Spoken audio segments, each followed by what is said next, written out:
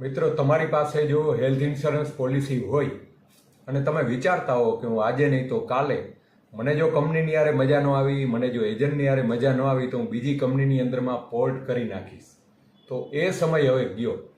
કારણ કે દરેક કંપનીની અંદરમાં, દરેક હેલ્થ ઇન્સ્યોરન્સ કંપનીમાં સૌથી વધારે ક્લેમનો રેશિયો જો આવે છે તો એ પોર્ટેબિલિટીનો આવે છે. એટલે દરેક કંપની સમજી ગઈ છે કે હવે પોર્ટેબિલિટી કરવા જેવું નથી.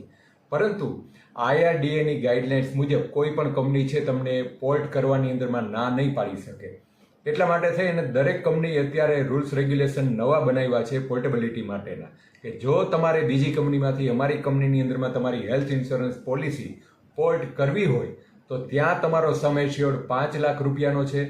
અમારી પાસે જો તમારે હવે ટ્રાન્સફર થવું છે તો તમારે સમ એશ્યોર્ડ 15 લાખ રૂપિયાનો કે 20 લાખ રૂપિયાનો કરવો પડશે, તો જ તમારી પોલિસી છે અમે પોર્ટ કરી આપશું.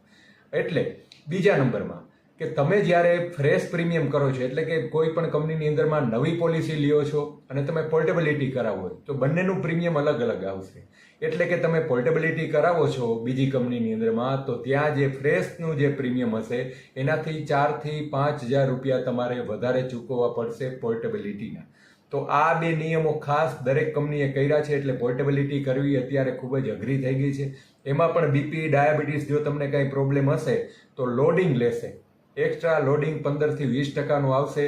એટલે એક તો તમારે સમ એશ્યોર્ડ 5 લાખ છે ને બદલે 15 લાખ કરવાનો, બીજું તમારે પ્રીમિયમ 5,000 રૂપિયા વધારે દેવાનું, અને પાછું બીપી ડાયાબિટીસ હશે તો તમારે લોડિંગ સાથે 15 થી 20%ની ગણતરી રાખવાની. તો જ તમારી પોલિસી છે એ બીજી કંપનીમાં પોર્ટ થશે. એટલે ભવિષ્યની અંદરમાં કોઈ જાતનો પ્રોબ્લેમ ન થાય એટલે તમે કોઈ સારા એજન્ટ પહેલેથી પકડી લેજો, પહેલેથી સારી કંપની પકડી લેજો. એ કંપનીની અંદરમાં તમે હેલ્થ ઇન્સ્યોરન્સ પોલિસી કરાવજો, જેથી કરીને તમારે ભવિષ્યમાં વાંધો ન આવે. કારણ કે પોર્ટેબિલિટીના નિયમો મેં કીધું એ પ્રમાણે બહુ કડક થઈ ગયા છે અત્યારે. એટલે ભવિષ્યની અંદરમાં પણ અઘરું થઈ જશે, અત્યારે પણ અઘરું છે. તો તમારો મિત્રો શું અભિપ્રાય છે નીચે કોમેન્ટ બોક્સમાં લખજો, અને કાંઈ પણ ઇન્વેસ્ટમેન્ટ કરવા માંગતા હોય તો પણ અમારો સંપર્ક કરજો.